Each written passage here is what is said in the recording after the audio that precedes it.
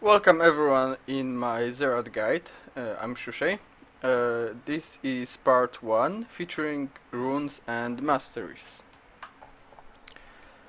So, with let's talk first about masteries. There are two possible ways that you could build the Xerath. I will show the most used one in my opinion. So, first, I usually get movement speed, but if you struggle with the last hits on minions, you could get savagery.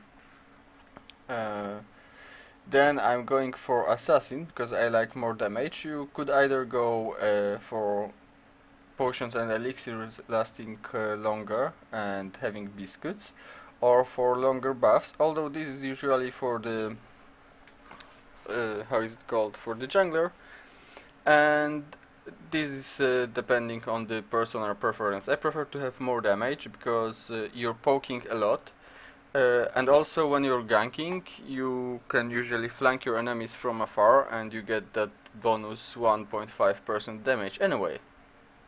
Uh, Next one is, of course, I get mana regeneration. If you feel that you have enough mana, or you use, I don't know, maybe mana runes, you could probably go for increased damage below 40%, but it's not needed.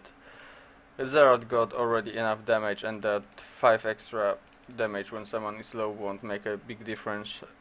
Here I'm going for the bandit, because I like to have extra gold. Although with Xerath you're not auto-attacking that often, but if you miss a creep you at least get that 1 gold. Or when you're pushing you still get, I mean, if you keep pushing with your team and you don't get last hits, you still get some gold out of it. Next one is up to preference, or also depends on the enemy you have. If you want to have bigger cooldown reduction, then you can go for intelligence. I personally prefer to have more magic penetration. And the last one, of course, is Thunderlord. Then to accompany Cunning Tree, I go for increased ability damage, of course. Next one, I'm going for Double-Edged Sword, because you're usually standing in the third row in a formation, and you hardly getting attacked unless you screw up your position. So this one gives you more damage. Next one I'm going for extra AP, and the last one I'm going for more damage for each unique enemy I have killed. You could also, instead of Ferocity, you could go for Resolve Tree to get the reduced cooldown of summoner spells. Wait, I will show what I would build if I would go here. I would go for health regen, of course. Then I would go for more movement speed in river to have better ganks. Then I would go for shields healing, no, for more health and cooldown reduction. That's what I would do. And the other way to build him is to go damage here, these, just like the previous one. Then of course magic penetration and Deathfire touch. Although I don't think it's the optimal build because you know, all of his spells are considered EOE, so Deathfire touch only lasts 2 seconds. So instead of 8 plus 25 of your extra ability power, it just deals 4 plus 12.5.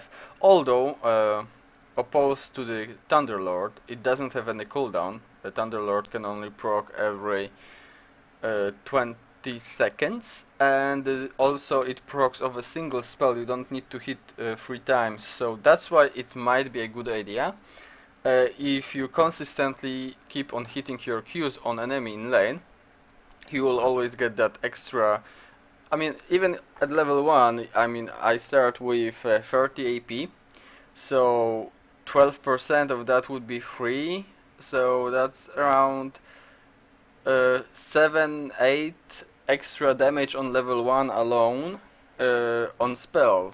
So that's not bad. And later, if you hit like 2 or 3 persons with 1 Q and don't go in with, you know, with every spell, then it gives a nice poke. Although Thunderlord is really nice because if you just need to hit 3 ultimates, for example, to get this. Although I know it's not so easy to hit with Xerath, but if you're playing Xerath, you probably are able to at least hit 3 spells in a quick succession. For example, EWQ or QW or WQ ultimate, something like that, and usually Thunderlord is better, but if you want to really stay behind and you don't think that you will have a much opportunity to throw bunch of spells at one enemy, then I would go for Deathfire Touch.